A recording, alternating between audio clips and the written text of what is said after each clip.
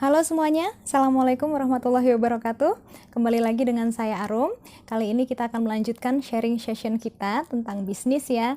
Yang kemarin kan kita udah ngobrolin tuh tentang copywriting. Nah, bagaimana sih bikin copywriting untuk pemasaran bisnis kita atau pemasaran bisnis online teman-teman semua. Nah, di sini peran saya bukan sebagai coach. Saya cuma pengen sharing ilmu yang kebenaran. Saya tahu duluan. Saya punya, semoga bisa bermanfaat buat teman-teman semua. Nah, langsung aja kita ke pokok bahasan kita ya. Pencitraan sudah kemarin kita bahas. Nah, sekarang bagaimana membuat konten di pemasaran online. Saya akan ambil contoh di sini adalah bagaimana kita membuat konten itu di Instagram dan Facebook. Kebenaran karena apa? Dua platform ini paling sering digunakan oleh teman-teman untuk bisa berjualan di situ ya. Nanti kalau platform yang lain kayak WhatsApp, Twitter, dan lain-lain, kita bahas di pembahasan berikutnya. Jadi sekarang kita akan fokuskan di situ untuk pemasaran di Facebook dan di Instagram. Yang pertama, Instagram Anda ubah dulu sebagai Instagram bisnis. Ya, di situ akan ada caranya. Ya, jadi silakan diubah menjadi Instagram bisnis. Begitu pula dengan Facebook. Anda buat page atau halaman yang berisikan situ adalah nama atau produk Anda, gitu ya. Itu yang pertama. Yang kedua, membuat kontennya. Nah, ini dia. Bagaimana cara membuat konten? Konten tidak terlepas dari audiens. Audiens ini tidak terlepas dari segmentasi yang telah Anda tetapkan. Jadi, pertama untuk membangun bisnis kan kita harus menentukan segmentasi dulu. Mau yang kalangan menengah atas, kalangan menengah saja, atau kalangan menengah ke bawah. Karena di sini nanti berpengaruh terhadap cara kita berbahasa kepada mereka, gitu ya. Meskipun ini bisnis online, di situ kita harus memperlakukan audiens kita selayaknya manusia, selayaknya di offline, begitu. Yang pertama, kita harus cek dulu apa yang mau kita sampaikan.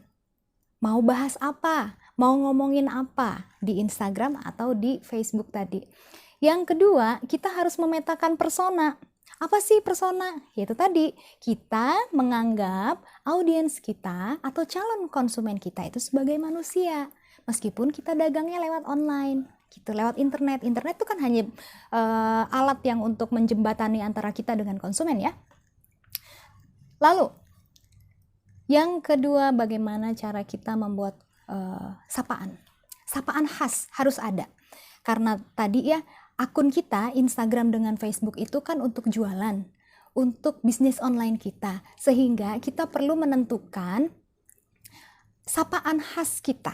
Sapaan khas kita apa? Contoh misalkan, aku, kamu, gue, lu, Anda, saya. Nah itu harus seragam tuh semuanya dari awal sampai nanti setiap postingan Anda harus menuliskan bahwa kalau sudah ngomong aku, kamu, ya besok jangan gue, lu, gitu ya. Itu sapaannya. Atau misalkan kalian punya sapaan tersendiri. Contoh, halo sahabat kurma Azwa, misalkan kalau bisnisnya kurma. Atau misalkan, halo sahabat seblak instan atau pecinta seblak instan di seluruh Indonesia, misalkan gitu. Itu adalah sapaan khas kalian. Nah, kedua di situ, kemarin kan kita udah ngomongin ya, isi konten tuh jangan cuma mentingin diri sendiri dan jangan cuma mentingin produk, sehingga kita tidak bisa memberikan value kepada konsumen. Ntar konsumen cepat lupa ya. Maka bagaimana cara menyentuh mereka di hatinya supaya mereka jadi milik Anda selamanya? Nah, itu dia. Kita bicara soal bahasa. Ya. Tadi, konsumennya apakah kita contohnya ibu-ibu deh, yang kemarin kita lanjutin.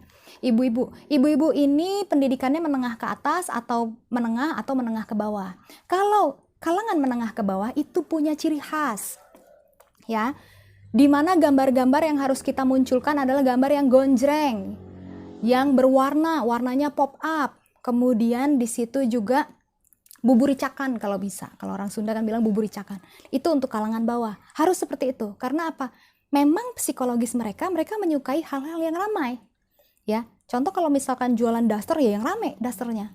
Gitu. Jadi jangan motif-motif yang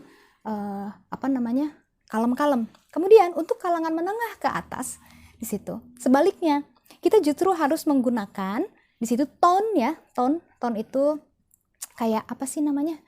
Jadi kalau kita ngeliat tuh kayak gambar-gambarnya tuh nuansanya nuansa apa? Jadi kalau misalkan untuk menengah ke atas, nuansanya itu yang kalem, pastel, kalem-kalem. Terusan bahasanya juga boleh kalian menggunakan bahasa yang rumit dan membuat mereka berpikir. Karena ketika kalangan menengah ke atas dan dia itu berpendidikan tapi nggak suruh mikir, itu biasanya mereka, aduh males ini nggak memberikan manfaat banyak buat saya. Sedangkan kalau misalkan sasaran Anda adalah ibu-ibu tadi yang di kalangan middle low, kemudian kurang berpendidikan di situ ya, itu sebaiknya bahasa yang digunakan adalah bahasa yang ringan-ringan.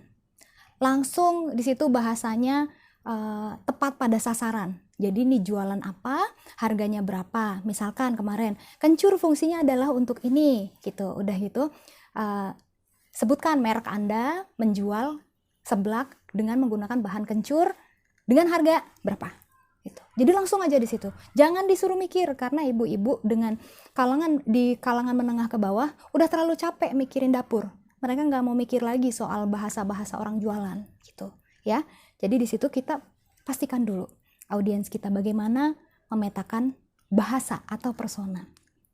Nah, ini kayaknya kita nggak akan cukup ya kalau misalkan kita memetakan konten berikutnya, maka saya pecah videonya jadi 2 ya. Gitu dulu ya dari saya, semoga bermanfaat. Assalamualaikum warahmatullahi wabarakatuh.